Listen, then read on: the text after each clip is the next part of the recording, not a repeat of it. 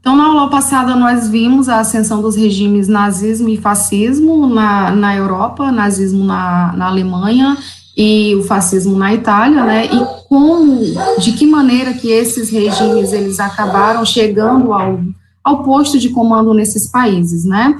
Então, percebemos que havia uma descrença no liberalismo econômico, principalmente oriundo devido à crise de 29, que nós também comentamos na aula passada, de superprodução, e que gerou uma quebradeira na economia de forma mundial, e também um medo de que ideias socialistas, que era o que nós estávamos tendo lá na União Soviética naquele momento, chegasse em países ali da Europa. Então, havia, de um lado, o medo do socialismo por parte da União Soviética, de que aqueles ideais se alastrassem, e, por outro lado, também, nós tínhamos aí o medo daquela política do liberalismo econômico que havia sido pregada em muitos países, e principalmente ali nos Estados Unidos, e que culminou com a crise de 29, né, a crise de superprodução, e com isso fez com que regimes totalitários chegassem, né, ao comando ali na Europa. Então, quais são as principais características desses regimes totalitários? Uma centralização política,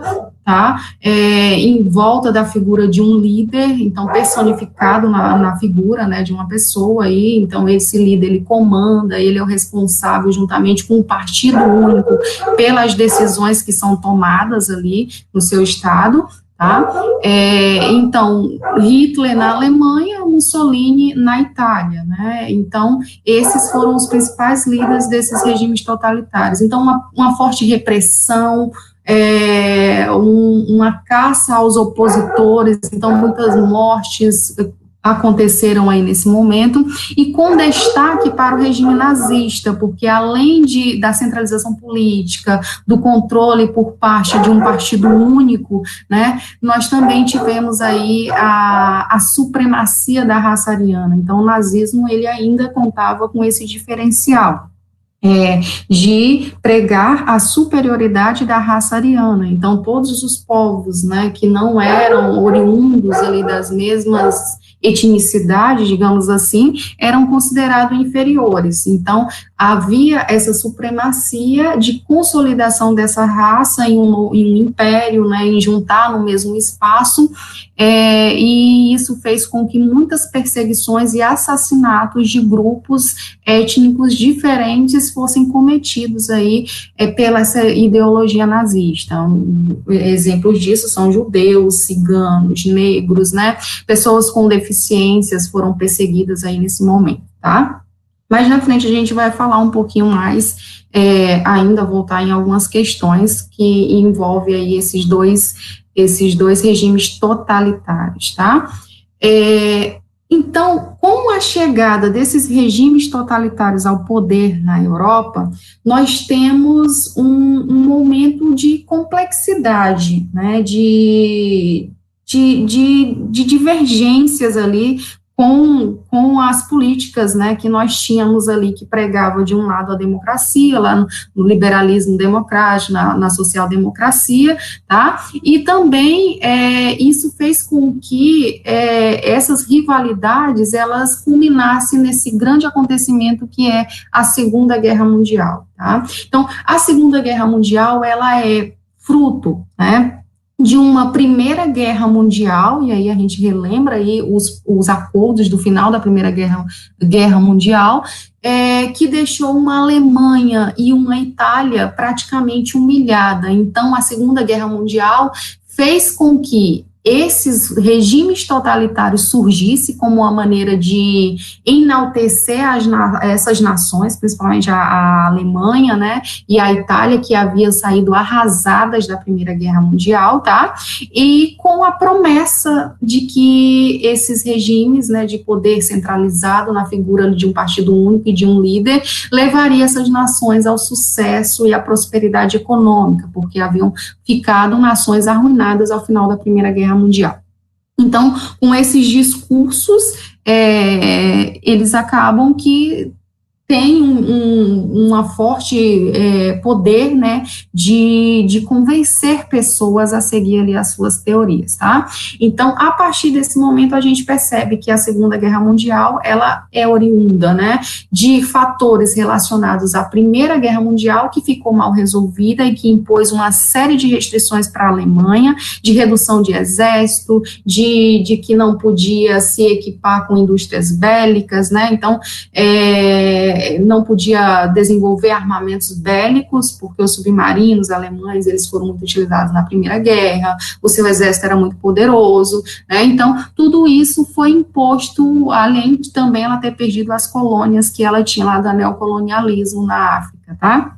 E a Itália da mesma forma, tá? Na Itália, nós tivemos no final da Primeira Guerra Mundial, ela saindo, né, do lado da Alemanha e indo para o lado dos Estados Unidos, da França, da Inglaterra, mas acabou que as promessas que haviam sido feitas para a Itália naquele momento não foram cumpridas. Então, a Itália, ela não tem, no final da guerra, o mais território que era o que ela queria. Então, acabaram que não cumpriram certas promessas realizadas para a Itália, e tudo isso fez com que a Itália se saísse frustrada também na Primeira Guerra Mundial, tá?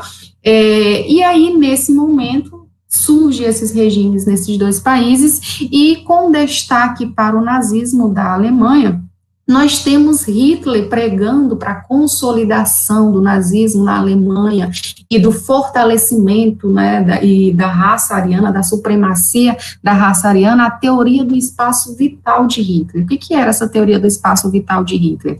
Para que a raça ariana, para que os povos germanos, né, pudessem prosperar e crescer, se desenvolver, que a Alemanha fosse se tornasse de novo um império, que era o Terceiro Reich da Alemanha, né, o Hitler pregava a teoria do espaço vital, que era necessário a conquista de novos territórios, né, para que os povos germânicos pudessem se desenvolver, tivessem também condições de se manter forte, então muita matéria-prima e espaço vital mesmo para que eles pudessem se estabelecer. Então começou uma política ambiciosa, adotada por Hitler nesse momento, né? Então, essa política ambiciosa era de conquistar novos territórios para que houvesse um espaço consolidado, né, para que os povos germanos, os povos arianos, pudessem se desenvolver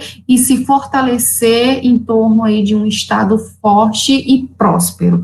Então, com isso, nós temos Hitler começando, infringindo os acordos lá do Tratado de Versalhes, que era, ou seja, ele não deveria empreender conquistas em territórios que não eram da Alemanha naquele momento, conforme tinha sido estabelecido no Tratado de Versalhes, tá? Então, inicialmente, Hitler começa a ter essas ambições e começa a empreender conquistas que num primeiro momento nós tivemos, lembrando lá da Primeira Guerra Mundial, a Liga das Nações, que foi uma pré-ONU. Então, inicialmente, tentando evitar conflito com Hitler, houve uma certa... ignoraram essa política ambiciosa e expansionista do Hitler, então houve uma política de apaziguamento, então, né, num primeiro momento não houve muita preocupação por parte das Ligas das Nações aí relacionada a essa política ambiciosa de Hitler. Nesse momento também a gente começa a ter a formação de alianças na Europa, tá? Então, essas alianças, elas são fundamentais para a gente entender o contexto da guerra. Tá? Então, de um lado, nós temos os países do eixo, essas alianças, elas começam a se consolidarem. Então, quem eram os principais representantes desses países do eixo? Nós temos o eixo Berlim, Roma e Tóquio, né, formado pela Alemanha, Itália, de países totalitários nesse momento, e Tóquio, Japão, porque o Japão também, né, ele vai ter uma participação muito importante na Segunda Guerra Mundial. Ele era um país imperialista lá do lado oriental, e que por inúmeras vezes ele entrou em conflito aí na Segunda Guerra Mundial, atacando os Estados Unidos, fez com que os Estados Unidos depois entrassem nessa guerra, tá? Então, de um lado, nós temos os países do eixo, E, do outro lado, nós tivemos aí uma aliança que nós chamamos de aliados, tá? Que era Itália, Inglaterra, Inglaterra, França, Itália é do eixo, tá? Mas dos aliados é Inglaterra, França, depois a gente tem a Rússia entrando também, tá? Os Estados Unidos, então esses são os principais países dessas alianças. Então, eixo, países do eixo e aliados, são os principais grupos da Segunda Guerra Mundial, os grupos conflitantes, né, opositores desse conflito. Como um dos grandes pactos que nós tivemos durante a Segunda Guerra Mundial foi a assinatura do Pacto Germânico-Soviético de Não Agressão de 1939, e esse pacto ele fez com que a Alemanha assinasse um acordo com a União Soviética de que eles não iriam intervir, né? Ou seja, a Alemanha não iria agredir, invadir a Rússia, e da mesma forma a Rússia não iria intervir, invadir ali a Alemanha, desde que o espaço vital lá do Hitler, né, não chegasse ali digamos que, ameaçar o território russo, e nem o comunismo também ameaçasse ali a Alemanha, tá? Então, nós tivemos essa assinatura do Pacto Germânico-Soviético, então, até deixou com que o Japão ficasse um pouco receoso com a Alemanha nesse momento, porque houve uma aproximação, digamos assim, da Rússia nesse momento, e o Japão também era contra o comunismo nessa época, né, o socialismo vigente ali na Rússia. Mas simplesmente foi uma estratégia utilizada por Hitler nesse momento, tá? Foi uma estratégia política, porque ele não queria o enfrentamento igual foi lá na Primeira Guerra Mundial, né? Então, que nós tivemos exército tanto do lado ocidental quanto do lado oriental. Então, nesse primeiro momento, ele queria que não era um inimigo a menos para ele se preocupar, digamos assim, e para que ele conseguisse realizar suas ambições imperialistas ali naquele momento, tá? Então, esse pacto no futuro ele vai acabar sendo descumprido, né? Pela própria Alemanha, tá? Ainda aí vai gerar uma série de consequências, mas lá na frente a gente comenta mais um pouquinho sobre ele, tá?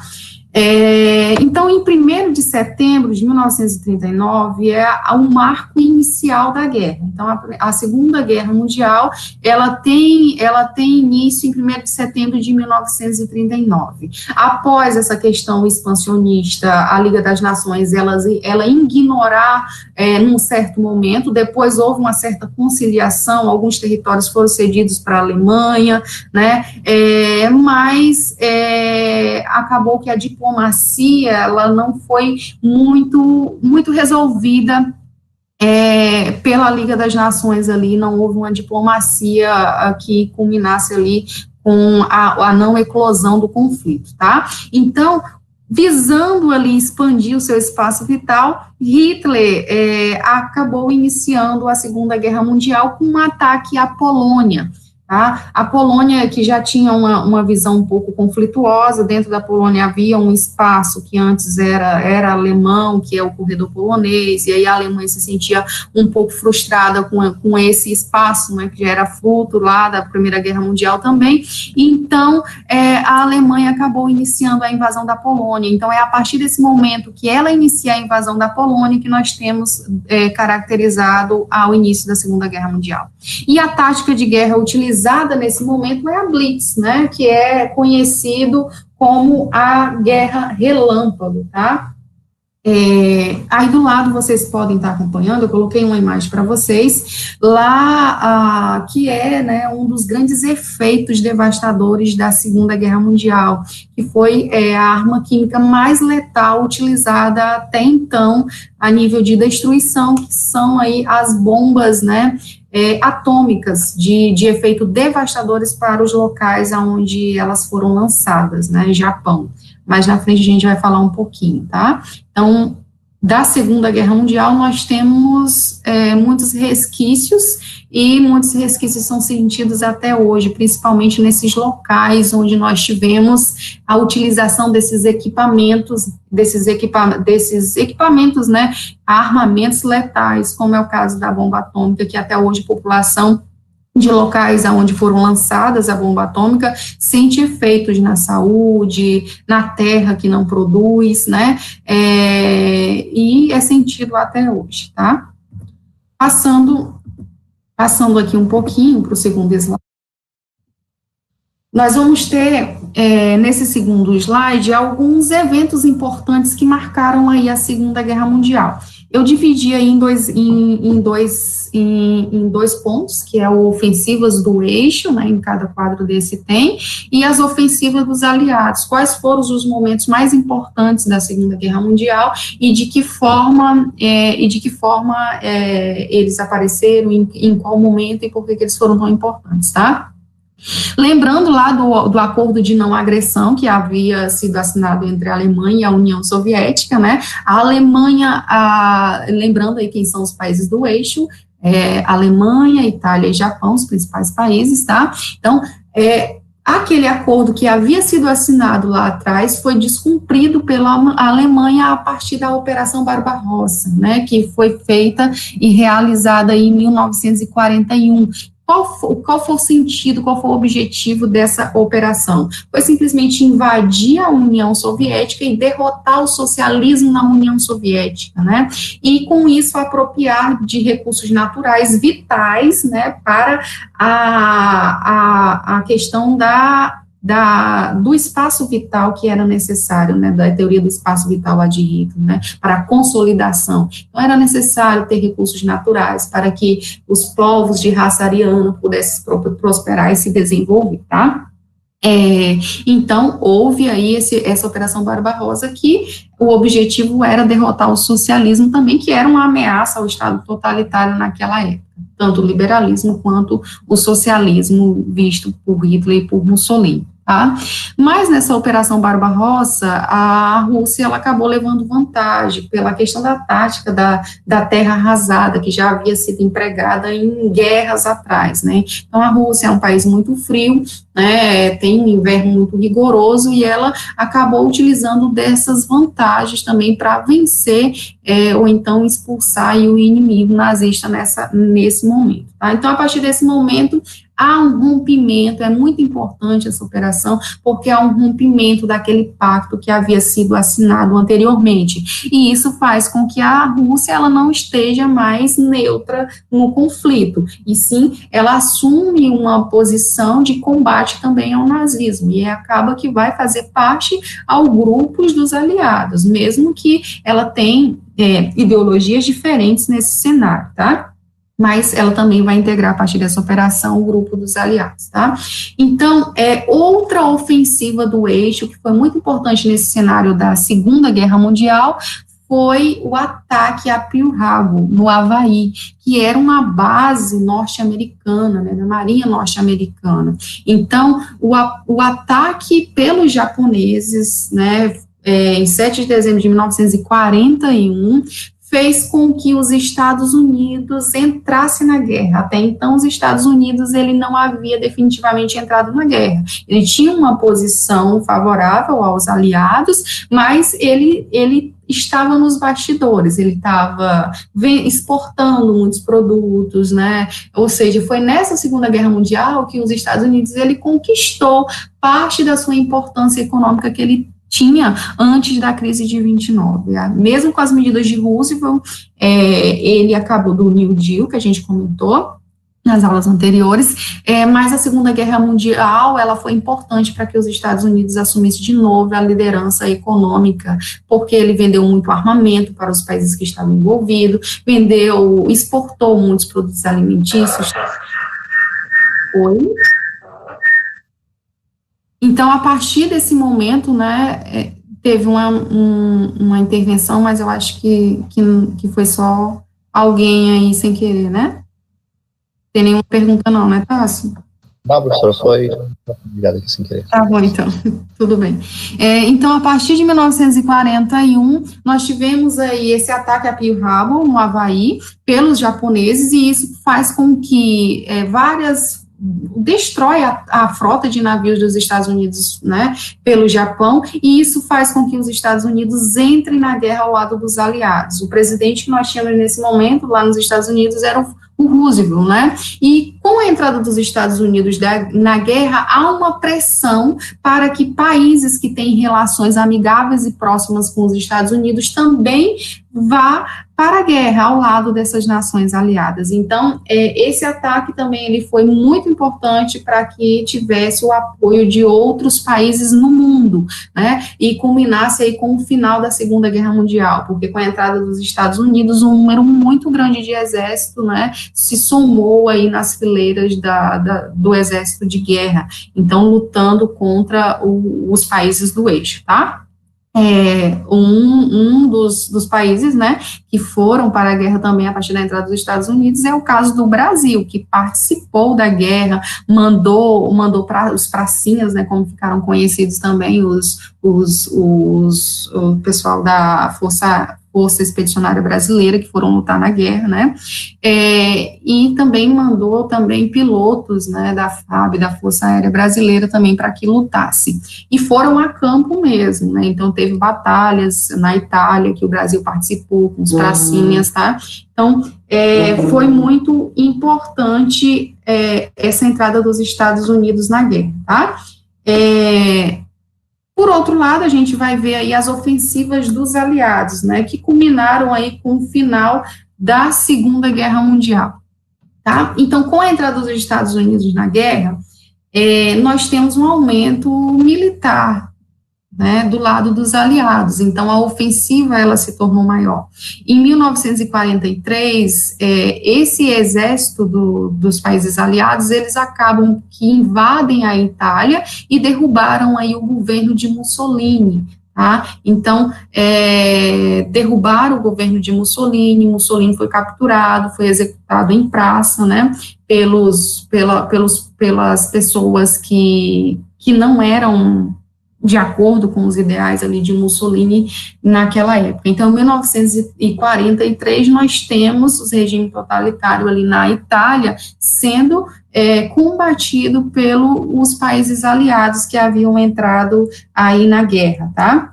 Derrubando o governo de Mussolini nesse momento.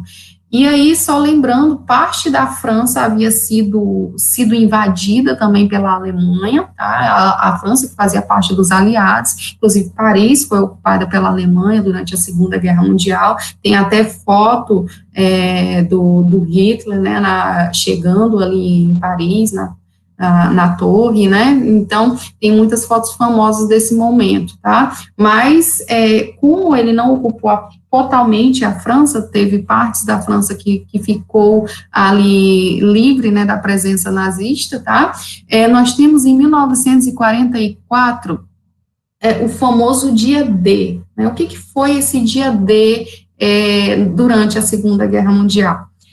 Foram tropas mesmo de militares, então foram muitas pessoas, os Estados Unidos já haviam entrado, então muitos soldados americanos que haviam sido recrutados, né, e de outras nações também. Então, formou-se um grande exército com a finalidade de ocupar mesmo as regiões que estavam sendo ocupadas pelo nazismo lá na França.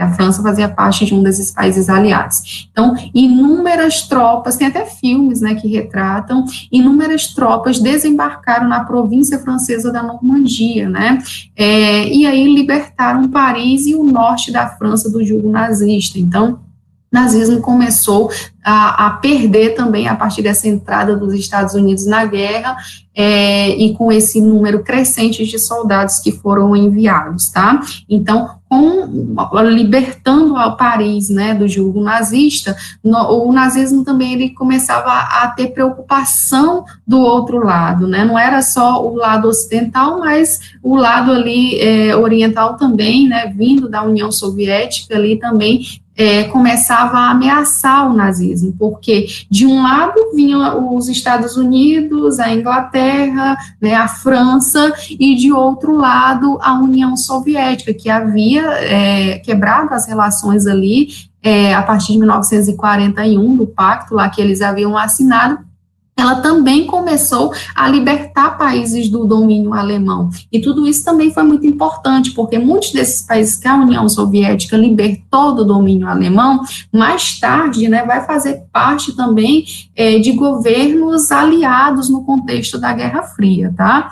Então, de um lado, nós tínhamos os aliados, né, composto pela Inglaterra, a França, os Estados Unidos libertando países, e do outro lado nós tínhamos a União Soviética também. Então, nós tivemos um fecho, né, na Alemanha, de países que estavam lutando ali contra e querendo destruir o nazismo naquele momento, tá?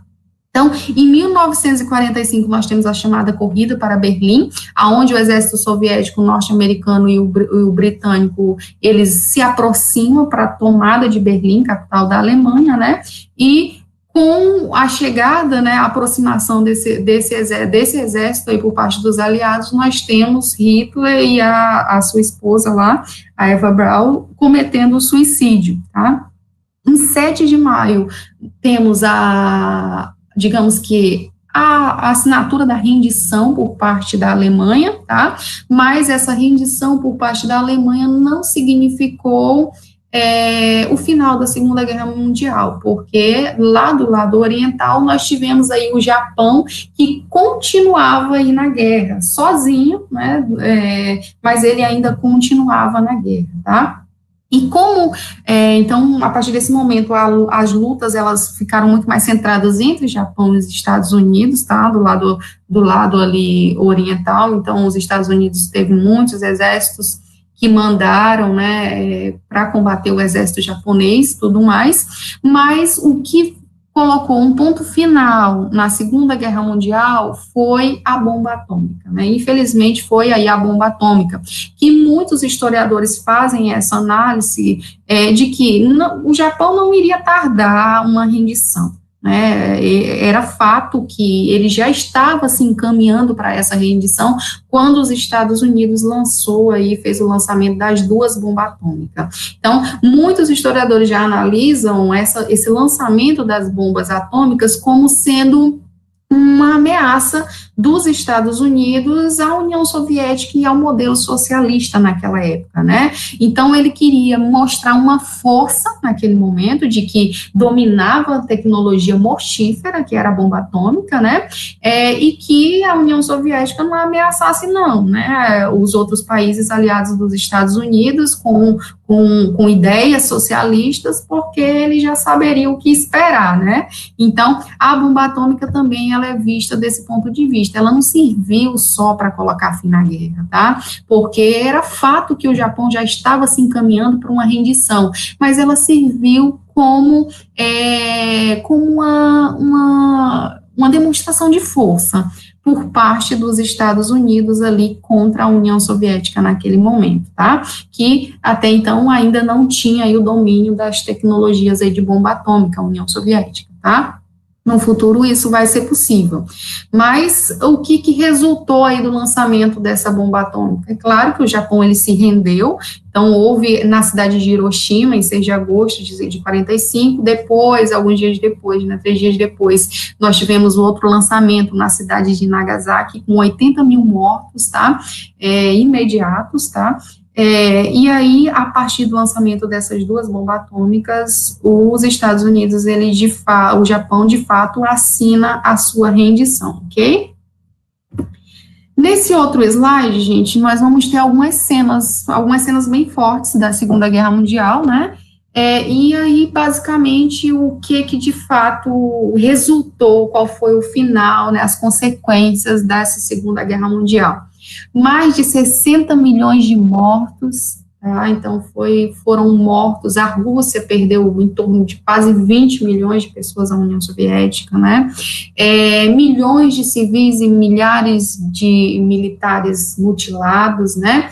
E o que culminou, né, na divisão da Alemanha em zona das potências vencedoras. Então, a Alemanha ela foi literalmente dividida em zonas de influências, que culmina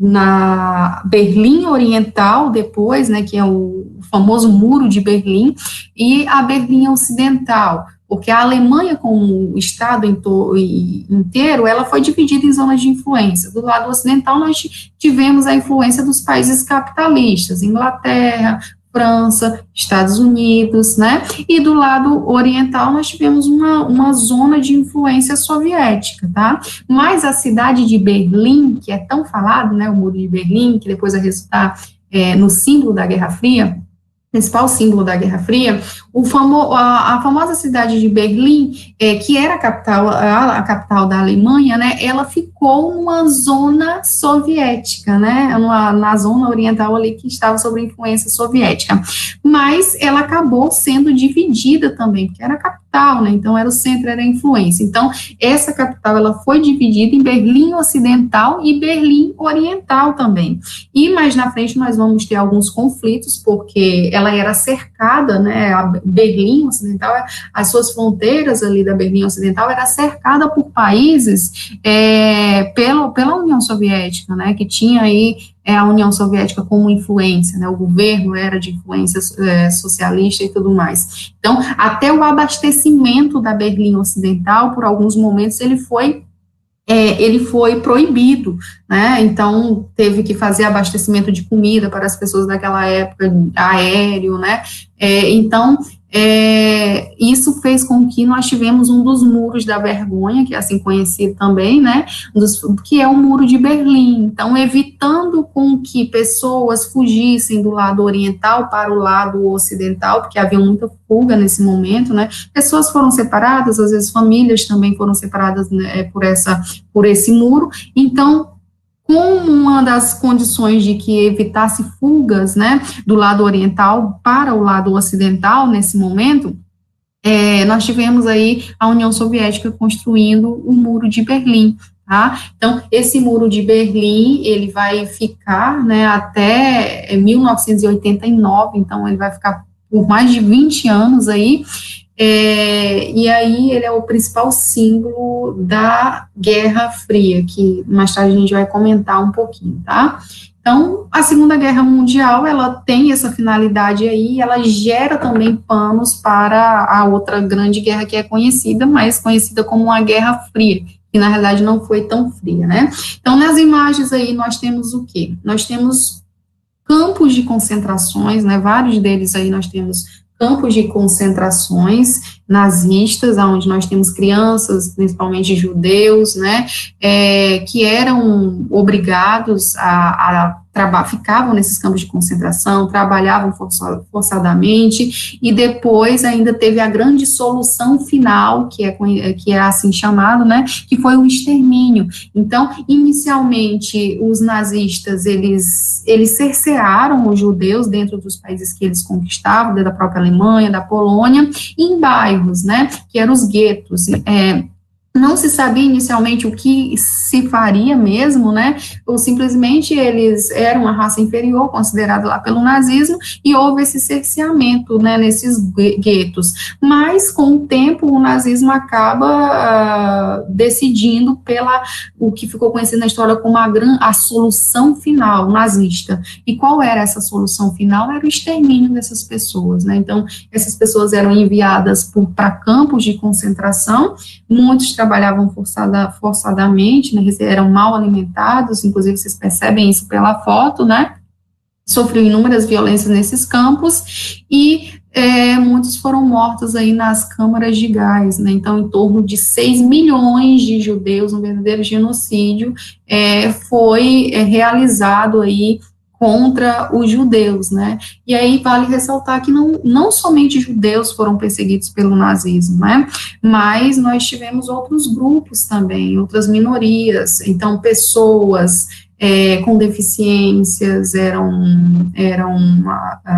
perseguidas, até exterminadas, tá, nas experiências que eram feitas, alcoólatras, algumas pessoas que tinham doenças hereditárias eram esterilizadas para que não tivesse filhos, né, e com isso não ameaçasse a raça pura ariana, né, de Hitler, Então, foi um momento de crueldade na história, tá? E essa crueldade a gente percebe pelas imagens que ainda existe, pela forma com que grupos, etnias que não tinham a mesma cultura, que é a cultura lá dos povos arianos naquela época, foram tratados, né? Ou seja, não houve o respeito, não houve a aceitação, né, por parte de grupos diferentes. Então, foi um verdadeiro massacre, né? E eu coloquei aí também uma imagem do Capitão América, né? Então, o primeiro gibizinho lá do Capitão América, ele foi aí nesse período da Segunda Guerra Mundial. Então, esse herói, o Capitão América, foi criado lá pelos Estados Unidos, então teve uma forte propaganda também política por trás, né? Como sendo o salvador, né? O Capitão América aí batendo no Hitler como sendo um dos grandes salvadores. Então, já é os Estados Unidos também se colocando aí nesse contexto como o grande salvador, né, nesse contexto aí da Segunda Guerra Mundial, tá?